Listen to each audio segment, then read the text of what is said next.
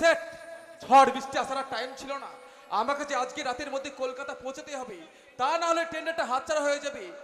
এখন আমি যে কি করি, এই জঙ্গলের পথে এই ঝড় বৃষ্টিতে যাওয়ারও কোনো উপায় নেই। কি আর করব? ও, ওই তো ওদিকে একটা লাইট দেখা যাচ্ছে, এদিকেই তো আসছে মনে হচ্ছে। ডাক দিয়ে দেখি, ও বাবু, ও বাবু, শুনছেন? একটু এদিকে আসুন না বাবু, একটু এদিকে আসুন না।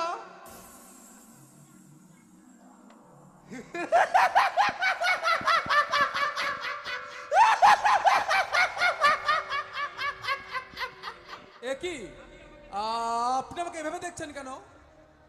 বুঝছি খুঁজছেন? কিন্তু কি খুঁজছেন? মানুষ।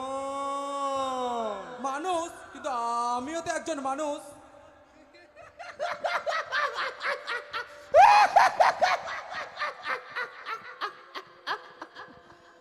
দামি দামি প্যান্ট শার্ট বললে কেউ মানুষ হয়ে যায় না বাবু।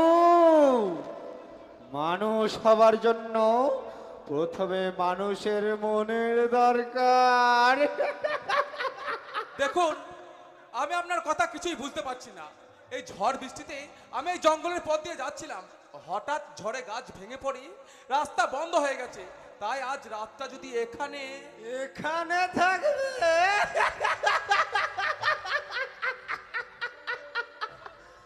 এখানে কেমন করে থাকবে বাবু? ওই ঘরের চাল যে ভাঙা, আর আজ এমন ঝড় বৃষ্টি লেগেছে যে এই ঝড় ছাড়ারও কোনো উপায় নেই। আপনি পারবেন না, আপনি পারবেন না বাবু। এই জঙ্গলে রাত কাটাতে আপনি পারবেন না। আমি পারবো না, তাহলে আপনি থাকেন কেমন করে? আমি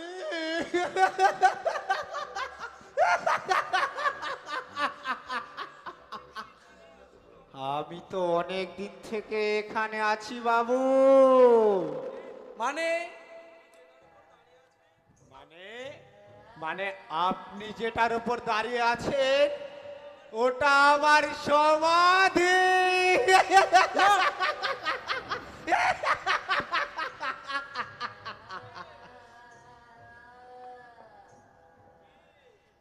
কি বাবু, ভয় লাগছে?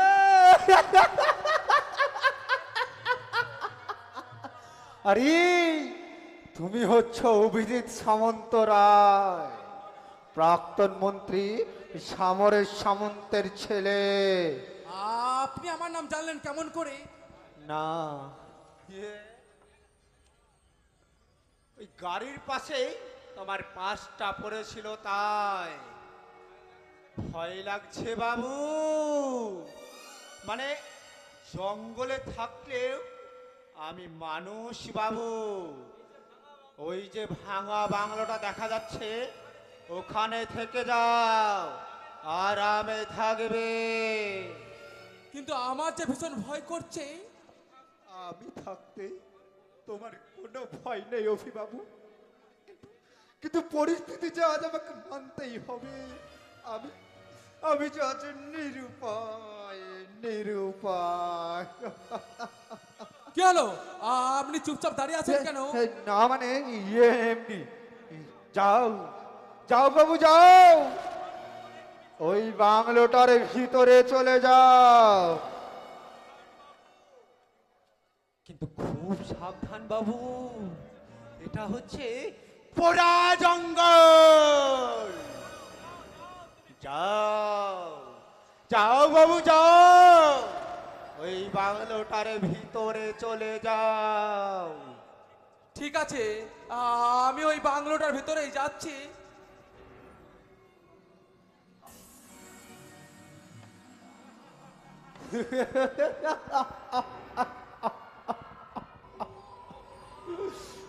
ও ভগবান, আমি এখন কি করব? না না, এভাবে আমার ভেঙে পড়লে চলবে না।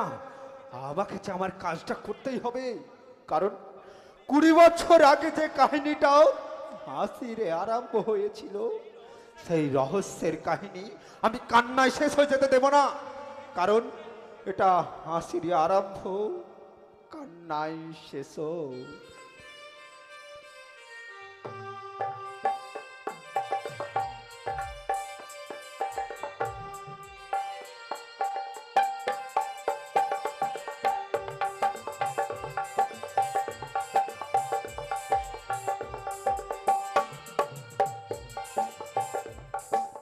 ও ননিভা ইডে আমার নাম বিলাস বর্মা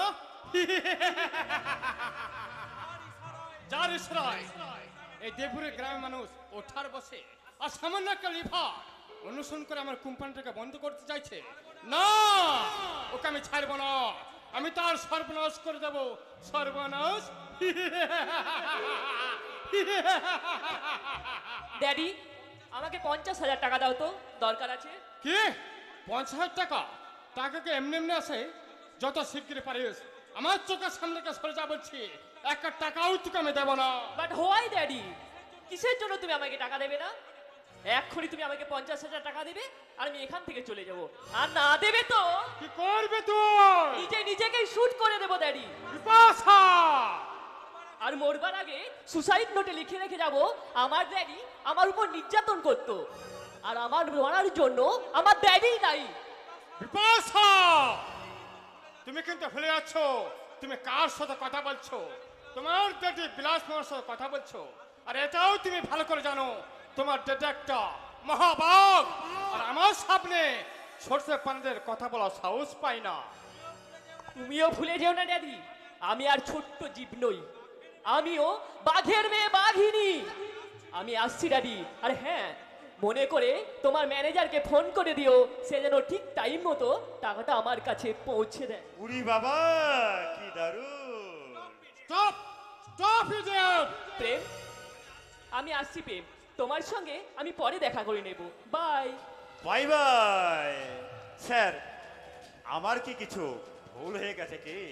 ভুল ঠিক করার সময় এখন নয়। আমাকে আগে বলো, আমার যা সোনার বিস্কুটে পেটে নিয়ে গেছিল সেটা আমার কাছে এখনো ফেরত আসে না কেন? আর তার অনুসরণ এখনো বন্ধ হয়নি কেন? এই কেন উত্তর আমার কাছে নেই স্যার। মানে তার মানে আপনি তো দায়ী স্যার। আমি আপনি আপনি আপনার কোম্পানিকে বাঁচাতে গিয়ে আমার হাত দুটো আপনি বেঁধে রেখেছে। তার মানে তুমি কি বলতে চাও তুমি? উড়ি বাবা, কি দারুণ! দেখো প্রেম, আমি আমার সোনার বিস্কুটের পেটেটা ফেরত চাই, আর আমার কোম্পানি অনুসরণ করে বন্ধ করতে চাই, আর প্রয়োজন হলে যদি গুলি চালাতে হয় সেটাও তুমি করবে। স্যার আমি হ্যাঁ তুমি। আর আমি চাই সে যেন জানে না মরে, আর কারণ আমার সঙ্গে পাঙ্গনা পরিণতটা সে যেন সারা জীবন মনে রাখতে পারে। আর তা যদি না পারো সে তুমি একটু করে ভালো করে মাথায় রেখো। আমি চলি কেমন?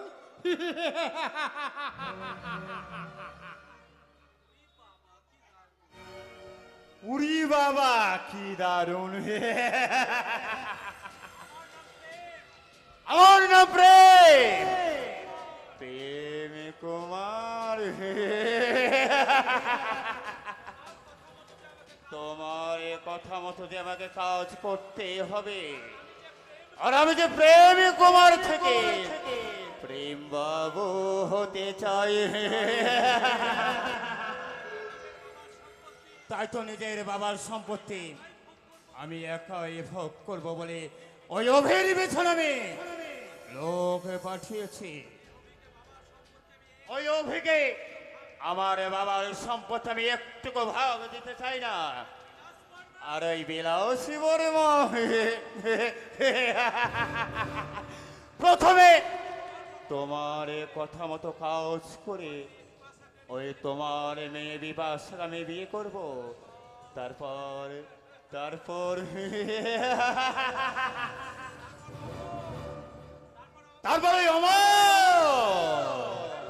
তোমার আমি কিচ্ছু করব না, কারণ তুই যদি ওই সোনার বিস্কুটের পেটিটা আমাকে ফেরত দিস, আর না দিলে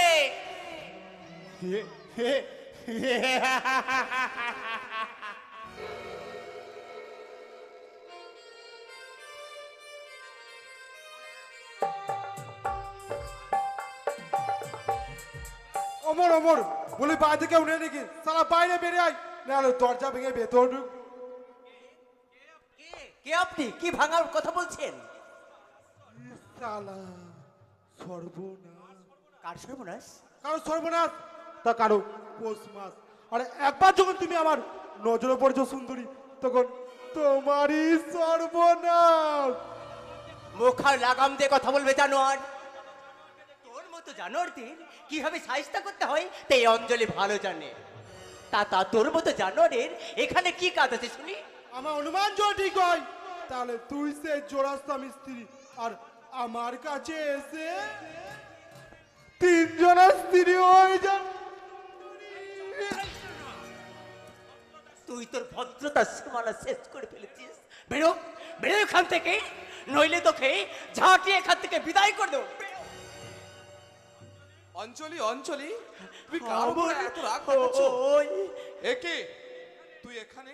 কেন মানে তুই জানিস না বুঝি? তোকে আমি কতবার বললাম পেটিটা প্রেম বাবু কাছে জমা করে দে, কিন্তু তুই শুনতেই পাস না, আবার স্ট্রাইক করে বসে আছিস। তাই বলছি এখনো সময় আছে, বল কত টাকা নিবি বল।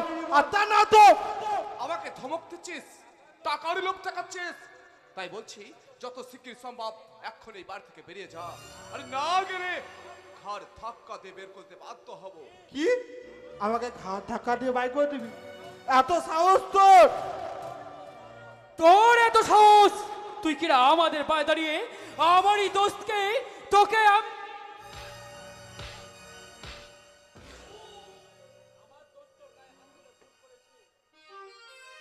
আমার দোষ তোর গায়ে হাত তুলে যে ভুল করেছি, তারই আমি তোর কাছে ক্ষমা চাইছি। তুই তুই এবার থেকে এখান থেকে যা ভাই, যা। বেশ বেশ বেশ বেশ, আমি এখান থেকে চলে যাচ্ছি, তবে আমার গায়ে হাত তোলা পরিণাম যে কি হবে সেটা আমি নিজেও জানি না। গুড বাই, টা টা। এ দোষ, তোর গায়ে হাত তুলেছি বলে তোর মনে দুঃখ হচ্ছে তাই না রে দোষ? আরে দোষ, আমি যে প্রতিজ্ঞা করেছি আমি নিচে কাটাই চলে তোর চলার পথে আমি ফুল বিছিয়ে দেব। আর কাল যদি রাগ করে ওই গুন্ডাগুলো তোর কোনো ক্ষতি করে দেয়, আমি যে সহ্য করতে পারবো না রে দোষ, আমি যে সহ্য করতে পারবো না। এ দোষ, এ অমর, তুমি তুমি এই বাড়ি ছেড়ে অন্য অন্য কোথাও চলে যাও। অমর, অন্য কোথাও চলে যাও। অঞ্জলি, হ্যাঁ, আমার যেন বড় ভয় করছে। ভয়? ওরা ওরা যেমন এসেছিল তোমার কোনো ক্ষতি করতে চায় চলি না। তাহলে তাহলে যে আমি অন্ধ সহ্য করতে পারবো না অমর, আমি সহ্য করতে পারবো না। তাই তুমি অন্য কোথাও চলে যাও অমর। না অঞ্জলি না।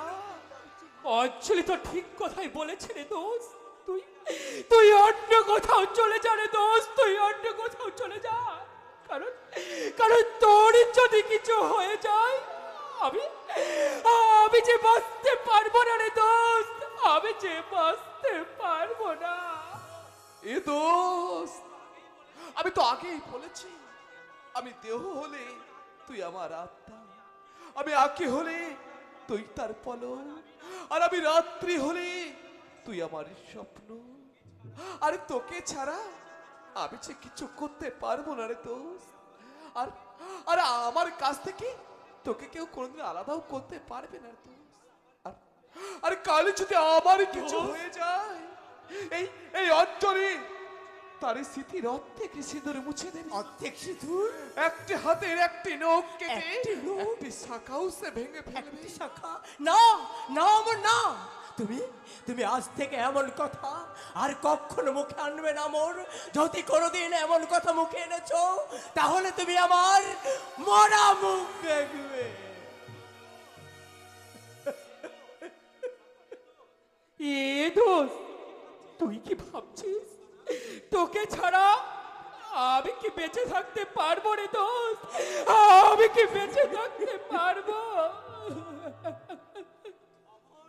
এই অমর, না অঞ্জলি না, সেদিনের সেই তপতি লক্ষ্য ভেদ করা অঞ্জলিকে মনে মনে বেশি ভালোবাসত।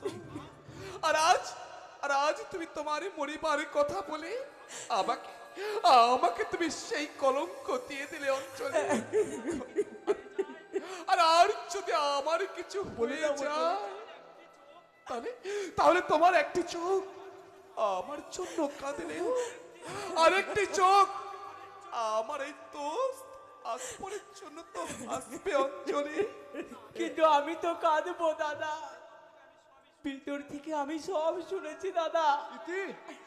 সেই জন্য এই ব্যাগের মধ্যে আমি তোমার সবকিছু গুছিয়ে এনেছি দাদা। এই নাও দাদা না, আজ এক্ষুনি তুমি কলকাতা চলে যাও দাদা, তুমি কলকাতা চলে যাও। আরে ইতি, তোরা তোরা যে কেন যে শুধু শুধু এত ভয় করছিস আমি তো কিছু বুঝতে পারছি না রীতি। এর জন্যই যে আমাদের সাহারা হচ্ছে তুমি, তুমি হচ্ছ বটবৃক্ষ। বর্ষা হলে আমাদের ঢেকে রাখো, রোদ হলে আমাদের তুমি ছা দাও। তাই তাই তোমার যদি কিছু হয়ে যায় দাদা, তাহলে আমরা যে সবাই অনাথ হয়ে যাব, আমরা যে সবাই অনাথ হয়ে যাব দাদা। এই তোমার বোনের দিব্যি দাদা। ইতি আরে ইতি, তুই তুই আমায় টিপে দিয়ে দিলি ইতি, তুই টিপে। আরে দোস্ত, আজ আমি চলেই যাচ্ছি রে দোস্ত। আর আমার এই ইতিকে তুই বেশি বকাবকি করবি না রে দোস্ত, তুই বেশি বকাবকি করবি না। এই এই অঞ্জলি, আমি আমি যাচ্ছি অঞ্জলি। আমার এই কথা তুমি একটু মনে রেখো অঞ্জলি। আর আমার এই দোস্তকে তুমি তুমি কোনো কষ্ট দিও না অঞ্জলি। আর তুমি সব সময় মনে করবে তোমার চোরা স্বামী তোমার কাছেই আছে অঞ্জলি। এই দে দে দে, ওই ব্যাগটা তুই আমার হাতে দে। এই অমর, তুমি এত দূরের পথ চলে যাবে, তোমার কাছে তো কোনো টাকা পয়সা কিচ্ছু নেই। তবে আমার হাতে দেখো এই সোনার পলাটা আছে না, এই সোনার পলাটা তুমি সঙ্গে করে না, তুমি কি করলে বৌদি? এই সোনার ফলাটা তুমি ফেলে দিলে বৌদি? নাই এই তো শুভ নয়, না তো অশুভ। আমার মন যে বড় চঞ্চল করছে।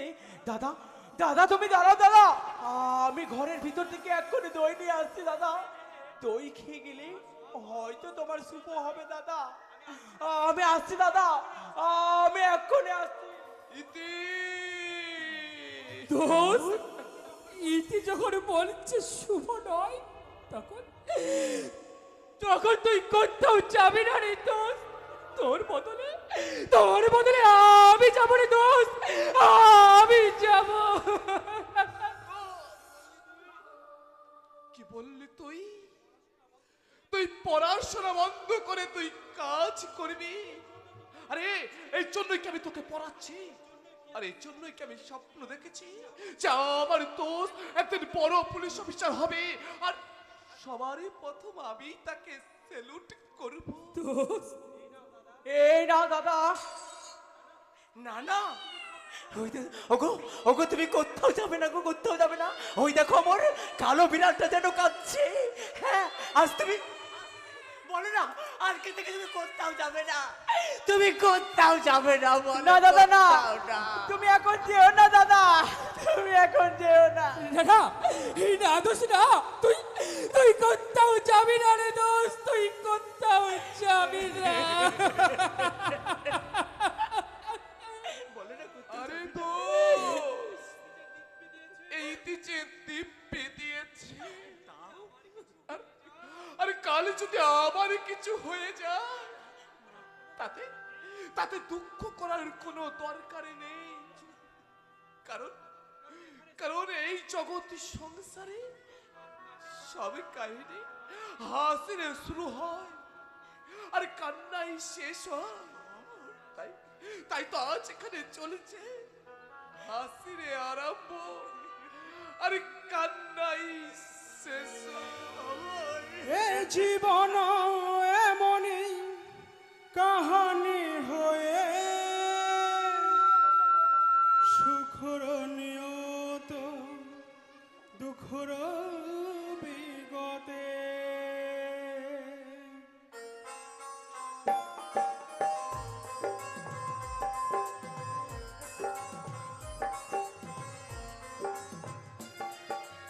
এ জীবন এমনই কাহানি হয়ে সুখর নিয়ত দুঃখর বিগতে। আশার পসরা নিরাশারে ভরা ভরসাকে জানে পরের ঘরে বিষ পিয়ে হয় শেষ অবশেষে।